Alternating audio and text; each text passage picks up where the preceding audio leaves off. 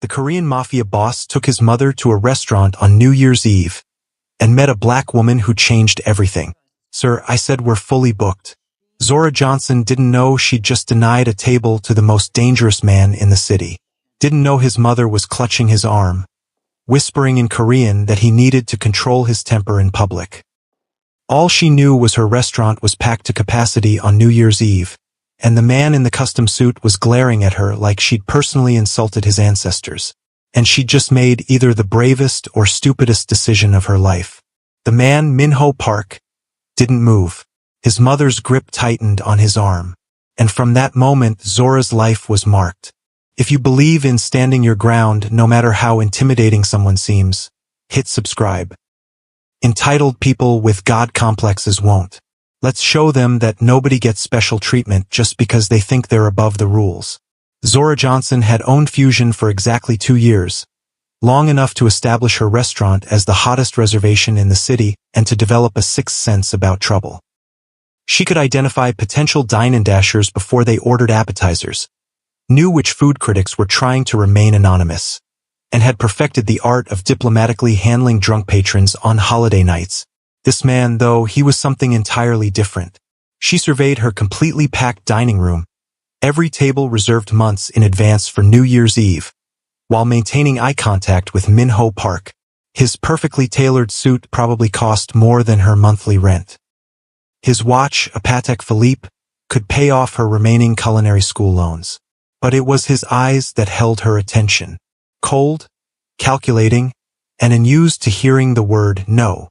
"Perhaps there's been a misunderstanding," he said, his English perfect but with a slight accent that rounded the edges of his words. "I called ahead. Park. Table for 2.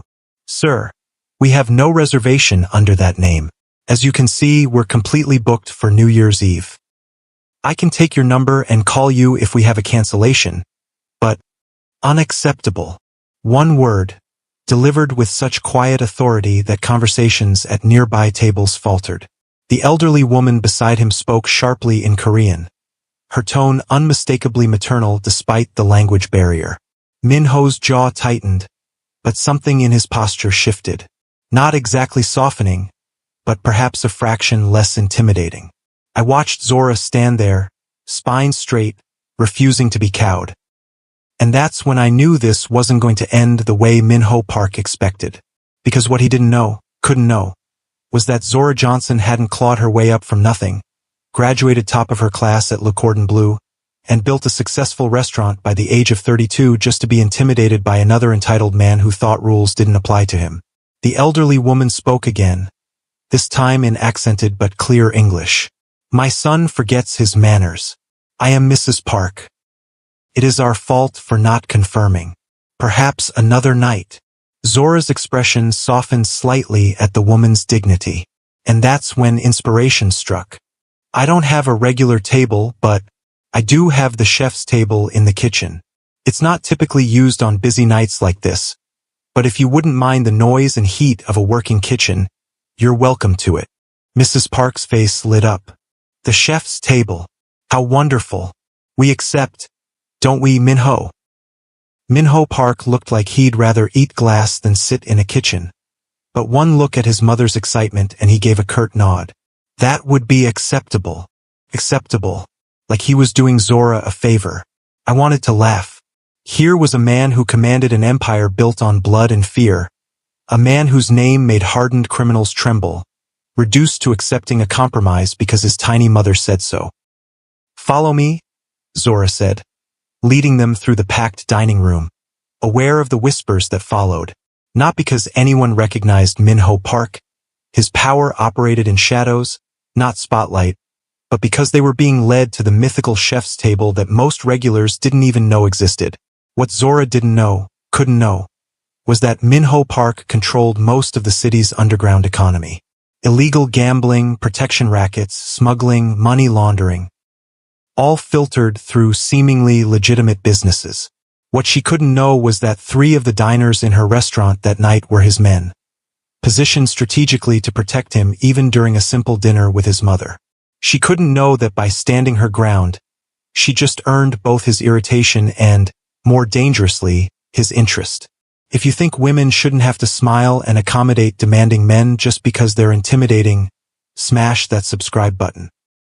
Only cowards who rely on fear to get their way would disagree. The kitchen was a symphony of controlled chaos. Line cooks calling orders, the sizzle of pans, the rhythmic chopping of knives against cutting boards. The chef's table sat in a small alcove, offering a view of the entire operation while remaining just removed enough for conversation. Zora seated Mrs. Park with careful attention, then gestured to Minho's chair without pulling it out for him.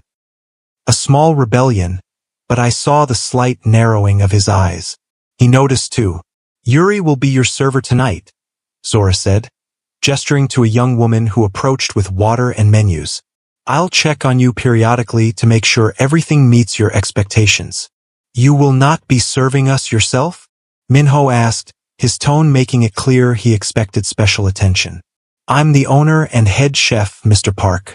On New Year's Eve, I belong in the kitchen. His mother smiled. Of course. We are honored to watch you work. This is better than any table in the dining room. Minho said nothing, just studied Zora with that unreadable expression. Not used to being challenged. Not used to women who didn't immediately bend to his will. And definitely not used to being genuinely unimportant to someone. What happened next surprised me, though maybe it shouldn't have.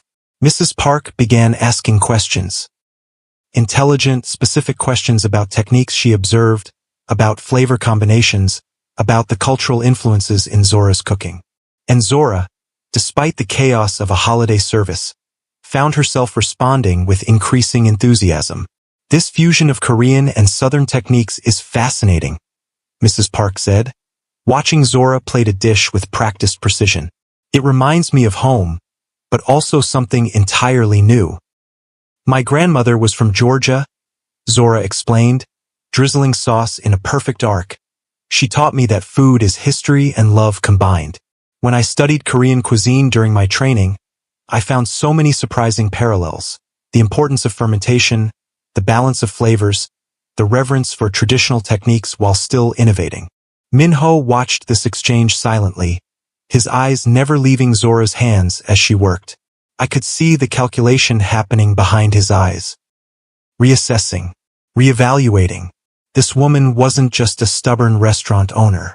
She was talented, passionate, and she knew things about his culture that surprised him. As the night progressed, something shifted. Minho began asking his own questions about business, about how she'd started her restaurant, about her training in Paris.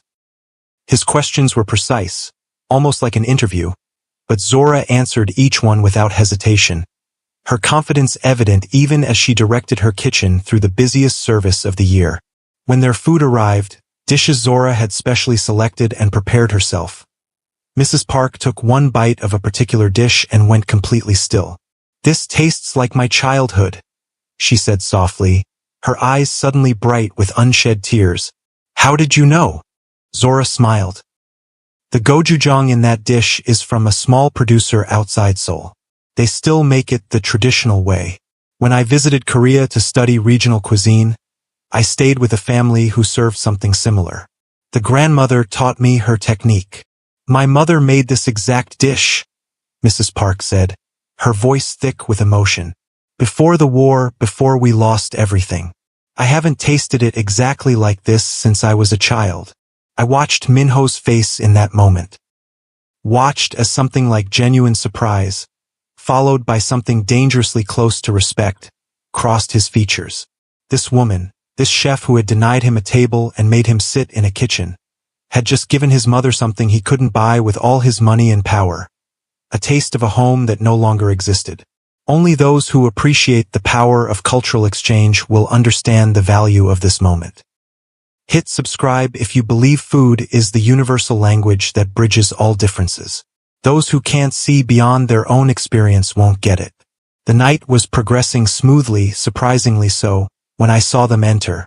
3 men, overdressed for the venue, scanning the dining room with predatory efficiency.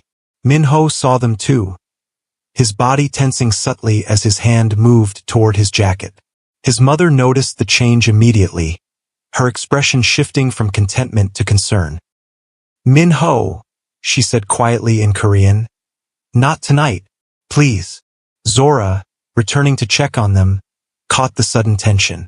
Is everything all right with your meal? Perfect, Min-ho said, his eyes still on the dining room. But I think we should settle our bill now. My mother is getting tired. Zora followed his gaze, instantly spotting the men who didn't fit. Restaurant owners develop a sixth sense about trouble, and these men radiated it. Without missing a beat, she made a decision. Actually, there's something special I'd like to prepare for dessert. It will take about 20 minutes. Perhaps your mother would like to see my herb garden on the rooftop while you wait. The view of the city is spectacular, and we'll be able to see the early fireworks. Mrs. Park understood immediately. I would love that. Min-ho, you settle the bill while Ms. Johnson shows me this garden. Before Min-ho could object, Zora had smoothly guided Mrs. Park toward a service elevator at the back of the kitchen, away from the dining room and the men who were now making their way toward the kitchen. Min-ho had seconds to decide. Let his mother go with this woman he barely knew, or risk a confrontation with rivals in a crowded restaurant on New Year's Eve. I watched him make a decision I suspect surprised even him. He let them go, then turned to face whatever was coming. What Zora couldn't know as she led Mrs. Park to the rooftop garden was that she just inserted herself into a blood feud that had been simmering for generations. What she couldn't know was that Min-ho was using this dinner with his mother as cover for a meeting that was supposed to happen later that night. A meeting with the very men who had just walked into her restaurant with murder in their eyes. If you believe that sometimes the most courageous act is protecting strangers without even knowing why they need protection, hit that subscribe button. Only those who turn a blind eye to others in danger will scroll past. On the rooftop, with the city lights spread before them like fallen stars, Mrs. Park took Zora's hand. My son is not who you think he is. I don't think anything about your son, Mrs. Park. I don't know him. But you will, the elderly woman said with surprising certainty. And when you do, remember this moment. Remember that he let you take me away to safety while he stayed to face danger. Remember that he could have used me as a shield, but he chose to stand alone. Zora frowned. I don't understand. You don't need to. Not yet. Mrs. Park moved through the small garden, touching herbs with knowing fingers. You grow perilla and Korean mint. These are not common in American gardens. I try to grow what I can't easily buy, Zora explained, still trying to process the older woman's cryptic warning. Authentic ingredients make all the difference. Yes, Mrs. Park said thoughtfully. Authenticity makes all the difference. In food, in business, in people. When they returned to the kitchen 15 minutes later, Min-ho was waiting calmly, no sign of the men who had entered earlier. The kitchen staff worked as if nothing had happened, but Zora noticed a tension in the air, a slight disarray that hadn't been there before. Is everything all right? She asked carefully. Perfect, Min-ho said, rising to take his mother's arm. But I'm afraid we must go now. How much do I owe you for this exceptional meal? Zora named a price that made Mrs. Park's eyebrows rise, but Min-ho didn't even blink, counting out cash from a money clip that would have paid Zora's rent for half a year. No need for change, he said, handing her a business card along with the money. If you ever need anything at all, call this number. Their fingers touched during the exchange, and I swear I saw something electric pass between them. A recognition, perhaps, or a warning. Happy New Year, Mr. Park, Zora said, pocketing the card without looking at it. Mrs. Park, it was truly an honor to cook for you. The honor was ours, the elderly woman said, reaching up to pat Zora's cheek in a surprisingly maternal gesture. We will see you again soon. As they left through the kitchen service exit, Zora returned to the chaos of her restaurant, trying to make sense of the strange evening. It wasn't until hours later, after the last customers had left, after the champagne toast with her staff at midnight, after the kitchen was cleaned to her exacting standards, that she remembered the card in her pocket. It wasn't a business card, not exactly. Just heavy cream cardstock with a phone number embossed in black. No name, no company, just 10 digits that would change her life forever. Truth is the foundation of any relationship worth having. Subscribe if you believe that starting with secrets only guarantees ending with regrets. Liars won't hit that button. 3 days passed before curiosity got the better of Zora. 3 days of running her restaurant, of trying to forget the intensity of Minho's gaze, of wondering what Mrs. Park had meant. 3 days of telling herself that getting involved with a man who clearly had dangerous connections was the stupidest idea imaginable. On the 4th day, she called the number. He answered on the first ring. I was beginning to think you wouldn't call. No hello. No introduction. As if he'd been sitting by his phone for days, waiting. Maybe he had been. How did you know it was me? Zora asked, immediately annoyed with herself for engaging instead of hanging up. I don't give this number to many people. Pause. My mother hasn't stopped talking about your food. She insists I take her back to your restaurant. We're booked solid for the next 2 months. I assumed as much. Another pause. Perhaps you'd consider a private consultation? My mother's birthday is approaching, and I'd like to surprise her with a special meal. It was a transparent excuse, and they both knew it. But it was also a safe way for Zora to satisfy her curiosity without committing to anything personal. I occasionally do private chef work, she said carefully, though my rates are considerable. Money is not an issue. Of course it wasn't. Men like Minho Park didn't worry about money. They worried about loyalty, territory, reputation, but never money. They arranged to meet at his office the following afternoon. A consultation strictly professional. At least, that's what Zora told herself as she spent an extra 30 minutes on her appearance before heading to the address he'd provided. The building was in the financial district, all glass and steel and understated wealth. Park International Import-Export occupied the top 3 floors. The security in the lobby was more intensive than at most government buildings, but Zora was expected. A private elevator whisked her to the 50th floor, where a woman who looked more like a model than a receptionist greeted her by name. Mr. Park is expecting you, Ms. Johnson. This way, please. Minho's office was exactly what Zora had expected. Minimalist, expensive, with floor-to-ceiling windows offering a panoramic view of the city. What she hadn't expected was to find him alone, jacket off, sleeves rolled up, revealing forearms covered in intricate tattoos. Traditional Korean imagery intertwined with symbols she didn't recognize. He caught her looking and smoothly rolled down his sleeves. Thank you for coming, Ms. Johnson. Zora, she corrected. If we're going to work together, you should use my first name. Zora. He tested the name carefully. Then you must call me Minho. They spent the next hour discussing his mother's birthday dinner. Favorite foods, dietary restrictions, childhood dishes she might appreciate. All very professional, very appropriate. But underneath the conversation ran an electric current neither of them acknowledged. As Zora prepared to leave, contract signed for an exorbitant sum that would cover her restaurant's rent for 3 months, Minho finally addressed the elephant in the room. You're curious about what happened at your restaurant. It wasn't a question, but Zora answered anyway. I'm curious about a lot of things, Minho. Like why your mother warned me about you. Like why men who looked like hired muscle walked into my restaurant looking for you. Like why you carry enough cash to buy a car in your pocket. He studied her for a long moment. If I told you, you would never contact me again. Try me. But he didn't. He simply walked her to the elevator, his hand hovering near the small of her back without quite touching her. I'll have my assistant send the first payment today. For the deposit. As the elevator doors closed, Zora realized he hadn't answered a single one of her questions. And worse, she was still going to cook for him anyway.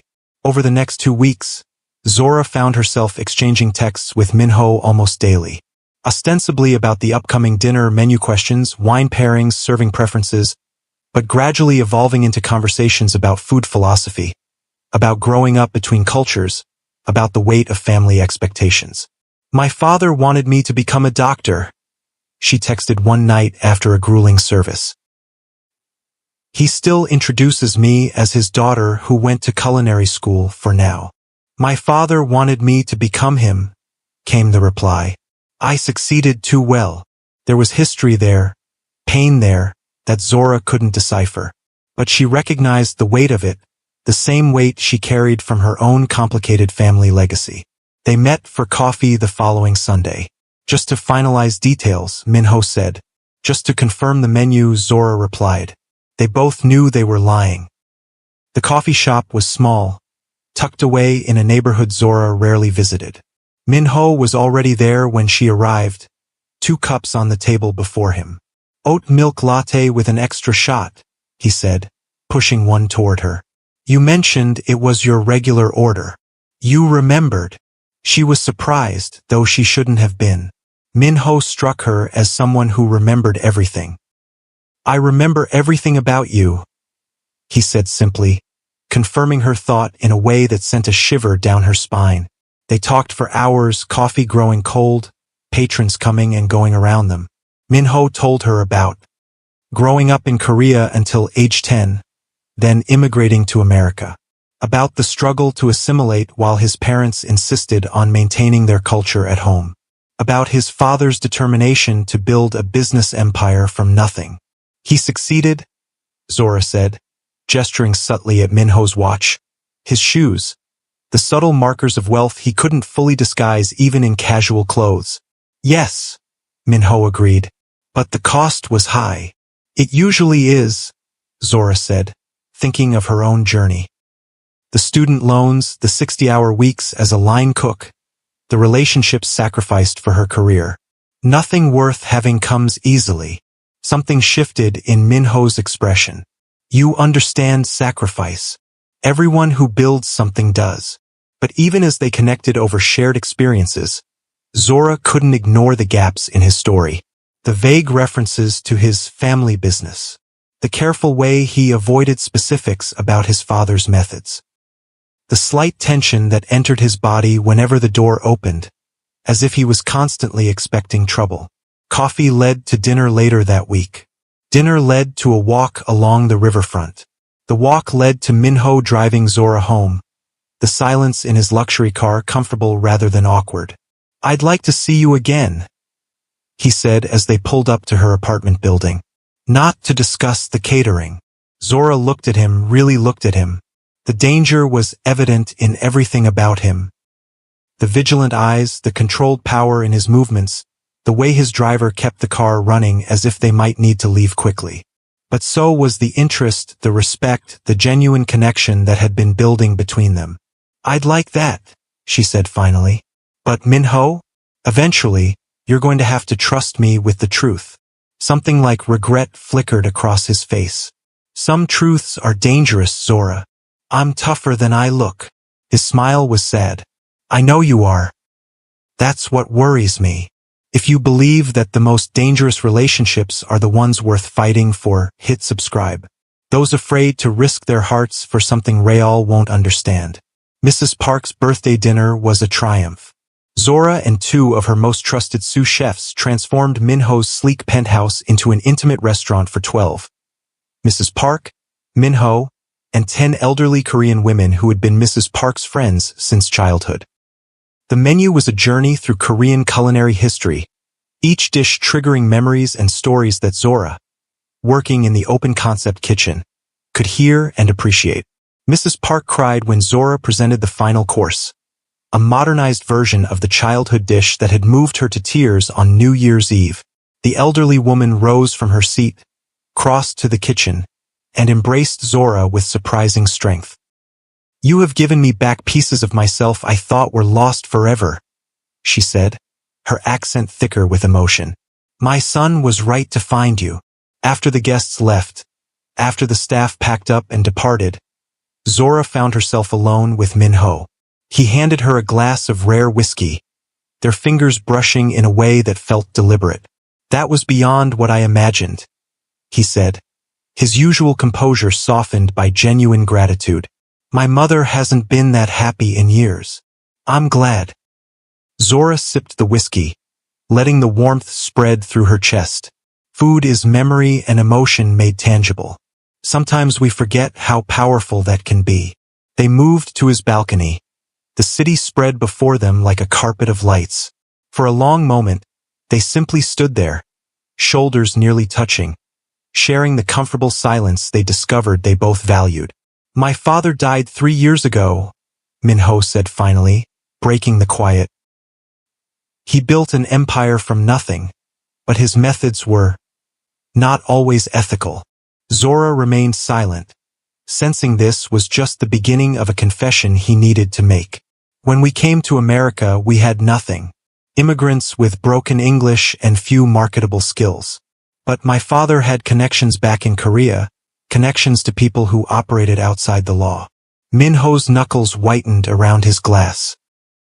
"He started by helping Korean businesses with protection, with loans banks wouldn't provide, with navigating a system designed to exclude them. But power corrupts, and success breeds ambition. He became the very thing he originally fought against," Zora guessed. Minho nodded, his profile sharp against the city lights. "By the time I was in college, Park International was a legitimate import-export business on paper. But beneath that facade was an organization that controlled most of the Korean underground economy in the city. Gambling, loans, protection.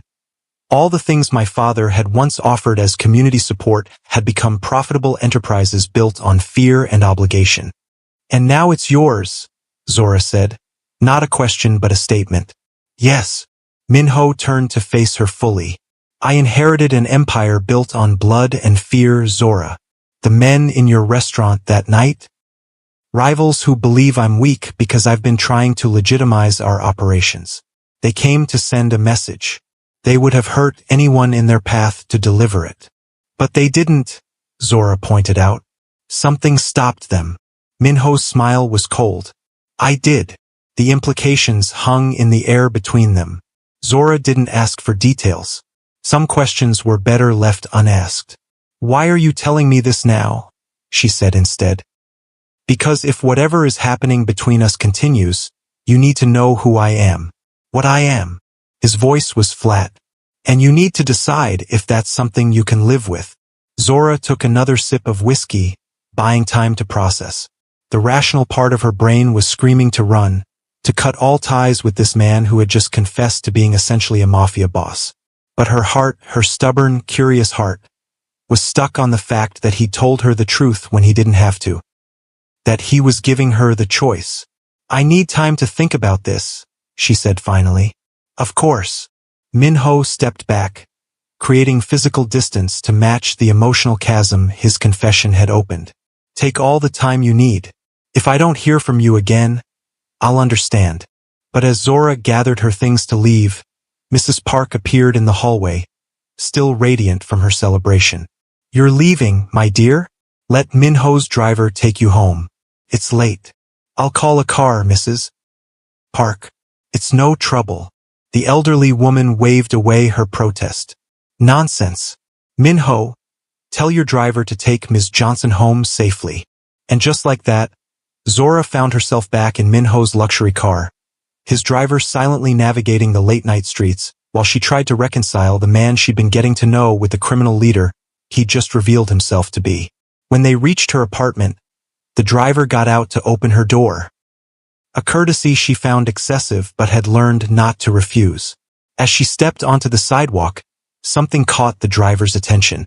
He tensed, hand moving inside his jacket, eyes scanning the darkened street.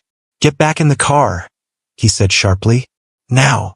Before Zora could process his words, the night erupted in violence. Gunshots, the driver pushing her down, returning fire, shouting in Korean into a phone. Seconds stretched into an eternity of terror before screeching tires announced the attacker's retreat. The driver helped her up, his manner professional despite the blood seeping from a graze on his arm. "Are you hurt?" Zora shook her head, too shocked to speak. "Mr. Park is on his way. Let's get you inside where it's safe." Minho arrived in 7 minutes. She knew because she counted every second as she sat on her couch, trying to stop her hands from shaking. He burst through the door that his driver had been guarding, his usual composure shattered. Zora. He crossed to her in 3 strides, hands hovering over her as if afraid to touch her. Are you injured? Did they hurt you? And no. Her voice cracked. Your driver. He saved me. He's hurt though. Jean will be fine. Minho finally touched her. Just a gentle hand on her shoulder. I am so sorry. This is exactly what I feared. They were watching me. They saw us together. They think you're important to me. Am I? Zora asked, the shock making her bolder than she might otherwise have been. Important to you? Minho's expression shifted, vulnerability breaking through his carefully constructed facade. Yes, more than I wanted to admit. More than is safe for either of us. And that's when Zora knew she was in too deep to walk away. Not because of the danger or the excitement, but because beneath the dangerous exterior of Minho Park was a man trying to outrun his father's legacy. A man who loved his mother fiercely. A man who had just shown more genuine emotion over her safety than any boyfriend she'd ever had. I need you to leave, she said finally, standing on shaky legs. I need space to process all this. But Minho, I'm not running away. Not yet.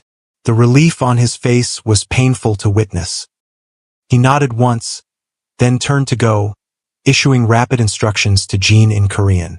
I'll have men watching your apartment and restaurant, he said from the doorway. You won't see them, but they'll be there. You'll be safe. I don't need protection, Zora protested automatically. Minho's smile was tired. After tonight? Yes, Zora. You do. Sometimes the people who need love the most are those who seem least deserving.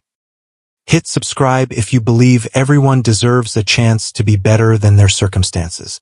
Only those without compassion would disagree. For a week, Zora didn't contact Minho. She focused on her restaurant, on creating new menu items, on the comfortable routine that had defined her life before New Year's Eve. But she felt the eyes on her, the subtle protection Minho had promised. A black sedan that appeared whenever she left work late. The same faces recurring in her dining room, never ordering much, always watching the door. She should have been terrified. Instead, she found herself researching Korean organized crime, the history of immigrant protection rackets in America, the fine line between community support and criminal enterprise. On the 8th day, she called him. I want to see you, she said without preamble when he answered. Tonight, at my place. He arrived alone, though Zora suspected his security wasn't far. He brought no gifts, made no attempts to charm or distract her, just stood in her small living room, waiting for her judgment. I've been thinking about what you told me, she began, gesturing for him to sit. About your father's business. About what you inherited. And, his voice was carefully neutral. And I want to know what you're doing with it. Are you continuing his legacy? Or are you creating your own? Something like hope flickered in Minho's eyes. I've been trying to legitimize our operations. Moving investments into legal enterprises. Cutting ties with the more violent aspects of the business. That's why those men came to your restaurant. They see change as weakness. Is it working? The legitimate path. Slowly, Minho spread his hands. It's complicated. Some people depend on the protection we provide. Some businesses would fail without our support. I can't just abandon them. But the violence, the fear, that has to stop. I'm trying. For the first time, Minho looked truly vulnerable. It's taking longer than I hoped. The old guard resists change. My father's allies expect me to be him. My rivals smell blood in the water. Zora studied him, looking for lies, for manipulation. She found only exhaustion and a desperate kind of hope. I don't approve of what you do, she said finally. But I believe you're trying to change it. And I want to see where this goes, where we go, if we give it a chance. The tension drained from Minho's body. You're sure? After what happened? Because of what happened, Zora corrected. You were honest when you could have lied. You gave me a choice when you could have kept me in the dark. That matters to me, Minho. He crossed the space between them, taking her hands in his. I will keep you safe, Zora. I promise you that. I don't need you to keep me safe, she said firmly. I need you to keep making better choices. To be the man your mother believes you can be. Minho's smile was slow, genuine in a way that transformed his face. I can try to be that man. For both of you. What Zora couldn't know, couldn't possibly predict, was how her presence in Minho's life would accelerate his plans to legitimize his business. Couldn't know that her restaurant would become the model for a chain of upscale Korean fusion establishments that would provide the perfect front for laundering the last of his illegal proceeds while creating actual legitimate income. Couldn't know that her stubborn insistence on doing things the right way would inspire Minho to finally cut ties with the most violent aspects of his inherited empire, regardless of the short-term consequences. All she knew, as she let him pull her into an embrace that felt both dangerous and like coming home, was that sometimes the most unexpected connections were the ones worth fighting for. If you think true love doesn't change who you are, but reveals who you were meant to become, hit that subscribe button. Those afraid of transformation will never understand what they're missing. The next 3 months were a careful dance. Minho introduced Zora to parts of his world gradually. The legitimate parts, his import business partners, his mother's extensive social circle, the Korean Cultural Center where he served on the board of directors. In return, Zora brought him deeper into her world. Her restaurant kitchen during prep hours. Her favorite farmers at the local markets. The community cooking classes she taught for underprivileged teens. 2 separate worlds, slowly merging. 2 people carefully learning each other's boundaries. It wasn't perfect. Minho still disappeared for days on business that he didn't fully explain. Zora still maintained her independence, refusing security when she felt it unnecessary, insisting on paying her own way despite the obvious disparity in their financial situations.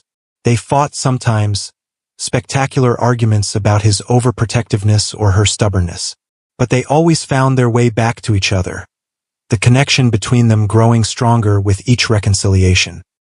Until the night everything shattered. Zora was closing her restaurant, the last of her staff having left an hour earlier, when the front door burst open. 3 men she didn't recognize, faces hard, movements predatory. Ms. Johnson, the leader said, his accent thick. We need you to come with us. My restaurant is closed, she said calmly, though her heart was racing. You need to leave. The man smiled unpleasantly. This isn't a request. Minho Park has something that belongs to us. You're how we get it back. Zora's mind raced. The panic button under the bar was 3 steps away. Minho's security, if they were still watching, would be outside. She just needed to stall. Let me get my coat, she said, moving slowly toward the bar. Don't move. The man raised a gun and Zora froze. We know all about Park's security measures. His men outside are already dealt with. You have no one coming to save you. Fear turned Zora's blood to ice. But beneath the fear was anger. Anger that these men thought they could use her.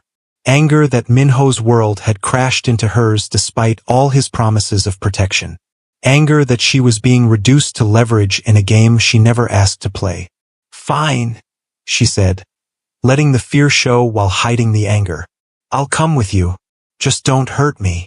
The leader nodded to his companions, who moved to flank her. As they approached, Zora made her decision. She wasn't going to be a victim. She wasn't going to be bait. She wasn't going to be the reason Minho returned to the violent ways he was trying to leave behind. Her hand closed around the knife she'd been using to prep garnishes. In one fluid motion, she threw it at the overhead lights, plunging the restaurant into darkness. Then she moved, diving behind the bar, hitting the panic button, grabbing the baseball bat she kept for security. Confusion erupted. Shouts in a language she didn't understand. A gunshot that sent glass shattering somewhere to her right. Zora crawled along the floor, using the layout she knew by heart to her advantage. She made it to the kitchen before they caught her. A hand grabbed her ankle, dragging her back. She swung the bat blindly, connecting with something that yielded with a satisfying crunch and a howl of pain. But there were 3 of them and only one of her. A blow to her temple sent her sprawling, the bat clattering from her grip. Rough hands pulled her upright, a gun pressed to her ribs. That was stupid, the leader hissed, blood streaming from his nose where her bat had connected. Now you've made this personal. They dragged her toward the back door. Zora fought every step, knowing that if they got her into a vehicle, her chances of survival plummeted. One of the men opened the door and staggered back with a knife protruding from his throat. Minho stood in the doorway, a vision from a nightmare. Gone was the polished businessman Zora had come to know. This was someone else entirely, cold-eyed, precise in his violence, moving with deadly efficiency as he engaged the remaining two men. It happened so fast that Zora's shocked mind could barely process it.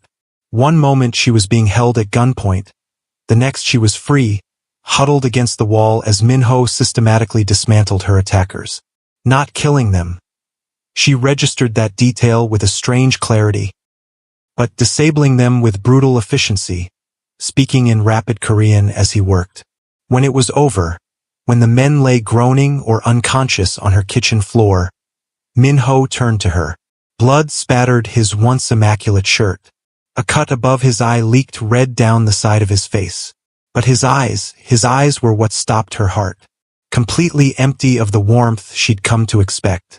Cold, calculating, assessing damage with clinical detachment. "Are you hurt?" he asked, his voice flat. Zora touched her temple, her fingers coming away bloody from where she'd been struck. "Not seriously." Minho nodded once, then turned to the man he'd left conscious, the leader. He spoke in Korean, voice devoid of emotion.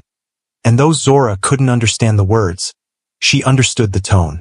This was Minho Park, heir to a criminal empire, delivering judgment. The man responded, his tone desperate, pleading. Minho's expression didn't change. He spoke again, a final-sounding pronouncement, then turned back to Zora. "My men will be here in 2 minutes," he said, still in that emotionless voice. "They'll clean this up. You won't be implicated. These men will never bother you again." "Minho," Zora began, but he cut her off with a raised hand. "Don't, please." For the first time, emotion cracked through his facade. Pain, regret, self-loathing. "I did this to you. I brought this danger to your door despite every promise I made. I thought I could have both worlds, you and this life I'm trying to escape. I was wrong." Sirens wailed in the distance, growing closer. Someone had heard the gunshot, called the police. Minho's expression shifted to resignation. "My men will handle the police," he said. "Tell them you were closing up when 3 men tried to rob you. You didn't see their faces. They ran when they heard sirens." "And you?" Zora asked, already knowing the answer. "I can't be here when they arrive." Minho finally moved toward her, hesitating before gently touching her injured temple. "I'm so sorry, Zora. You deserve better than this. Better than me. Don't you dare make that decision for me," she said fiercely, grabbing his wrist. "Don't you dare walk away thinking it's for my own good." Pain twisted Minho's features. "Look at what I brought into your life. Look at what almost happened to you tonight. I'm looking at a man who came when I needed him, who protected me, who is fighting to be better than his circumstances." Zora tightened her grip on his wrist. "I knew who you were, Minho. I chose this, chose you with my eyes open." For a moment, she thought she'd reached him, but then car doors slammed outside, and Minho pulled away. "I'll contact you when it's safe," he said, "when I've dealt with this threat permanently." "Minho, wait!" But he was already gone, disappearing through a back exit as his men entered through the front, seamlessly taking control of the scene seconds before police burst through the door with weapons drawn. True love doesn't change who you are. It reveals who you were meant to become. Hit subscribe if you believe transformation is worth the pain it requires. Only those who fear growth will turn away. For 2 weeks, Zora heard nothing from Minho. His security remained. She spotted them occasionally outside her restaurant or apartment, but the man himself had vanished. She threw herself into work, into creating new menu items, into anything that would distract her from the memory of Minho's blood-spattered face and empty eyes. On the 15th day, Mrs. Park appeared at her restaurant just before opening. "May I come in?" the elderly woman asked, looking smaller somehow, more fragile than Zora remembered. Of course. Zora led her to a quiet table, signaling to her staff that they needed privacy. "Can I get you anything?" "Tea." "Just answers." Mrs. Park folded her hands on the table. "My son has locked himself away. He works constantly, speaks to no one, eats only when I force him. He is destroying himself and I don't know why." Zora's heart ached. "He hasn't told you?" "He tells me nothing. But I know it involves you." Mrs. Park reached across the table, gripping Zora's hand with surprising strength. "He was changing with you, becoming the man I always knew he could be. Now he is slipping back into his father's shadow." "There was an incident," Zora said carefully. "Some men came to my restaurant. They wanted to use me to get to Minho." Mrs. Park closed her eyes briefly. "And my son, he stopped them. But the way he did it—" Zora shook her head, still struggling with the memory. It was like he became someone else. Someone cold, efficient, dangerous. "Not someone else," Mrs. Park corrected gently. "That is who he has always been, who his father made him to be. The man you know, the one who speaks of food with passion, who laughs at your jokes, who looks at you like you hang the moon. That is the man fighting to emerge." "He pushed me away," Zora said, the pain of it still fresh. "Said he was protecting me." "Men," Mrs. Park said with a dismissive wave, "always thinking they know what's best for women who are stronger than they can imagine." She squeezed Zora's hand. "My son is at our family home. The address is in this envelope. Go to him, Zora. Remind him that running away is not the same as protecting someone." "What if he doesn't want to see me?" Mrs. Park smiled, suddenly looking years younger. "He wants nothing more in this world than to see you. His pride and fear are the only things standing in his way." The Park family home was not what Zora expected. No mansion, no ostentatious display of wealth. Just a beautiful traditional Korean-style house set on several acres outside the city, surrounded by carefully tended gardens and high walls that spoke more of privacy than security. The housekeeper who answered her knock seemed unsurprised by her arrival, leading her through the house to a back garden where Minho sat alone, surrounded by paperwork, a half-empty bottle of soju on the table beside him. "You shouldn't be here," he said without looking up, clearly assuming she was a staff member. "Probably not," Zora agreed. "But your mother can be very persuasive." Minho's head snapped up, shock evident on his face. He looked terrible. Unshaven, dark circles under his eyes, thinner than he'd been 2 weeks ago. But he was still the most beautiful man Zora had ever seen. "Zora," he breathed her name like a prayer. "What are you doing here?" "Apparently saving you from yourself." She sat down across from him, uninvited. "You look awful." A ghost of a smile touched his lips. "Always so direct." "Someone has to be." She gestured at the paperwork surrounding him. "What is all this?" Minho hesitated, then seemed to make a decision. "Transfer documents, contracts, legal filings. I'm dismantling my father's organization piece by piece. The legitimate parts are being restructured under new management, trusted people who know nothing about the original sources of funding. The illegitimate parts are being shut down, with financial support to help the people who depended on them transition to legal employment." Zora stared at him, understanding dawning. "You're walking away from everything." "Yes." Minho met her gaze steadily. "After what happened at your restaurant, I realized I couldn't keep straddling both worlds. I couldn't keep pretending I could be two different people. The heir to my father's criminal enterprise and the man who—" He trailed off. "The man who what?" Zora pressed. "The man who loves you," Minho said simply. "Because I do love you, Zora. Enough to let you go. Enough to ensure that my world can never touch yours again." "That's the stupidest thing I've ever heard," Zora said, but there was no heat in her words. You don't protect people by abandoning them, Min-ho. You protect them by becoming someone who doesn't put them in danger in the first place. She gestured at the papers. Which is exactly what you're doing now. It's not that simple. There will be consequences. People who feel betrayed. Rivals who see an opportunity. Min-ho ran a hand through his disheveled hair. It could get worse before it gets better. Then we face it together. Zora reached across the table, placing her hand over his. That's what partners do. Partners, Min-ho repeated, as if testing the word. Is that what we are? That's what we could be. If you stop making unilateral decisions about our relationship and start treating me like someone capable of making her own choices. Zora tightened her grip on his hand. I choose you, Min-ho. The man you are and the man you're trying to become. But you have to choose me too, not just the idea of me but the reality. A woman who doesn't need protection as much as she needs honesty and partnership. For a long moment, Min-ho just looked at her, his expression unreadable. Then, slowly, he turned his hand beneath hers, intertwining their fingers. I choose you, he said quietly. I always have, from the moment you told me to wait my turn in your restaurant.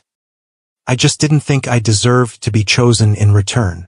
Well, get used to it, Zora said, squeezing his hand. Because I'm not going anywhere. What Zora couldn't know, what Min-ho himself couldn't fully predict, was how completely their lives would intertwine from that moment. How her restaurant would become the model for a legitimate business empire that would eclipse his father's criminal organization in both profit and influence. How his connections would help her expand into international markets she'd never dreamed of reaching. How together they would create something neither could have built alone. 1 year later, on New Year's Eve, Min-ho took his mother and Zora to the restaurant where it all began.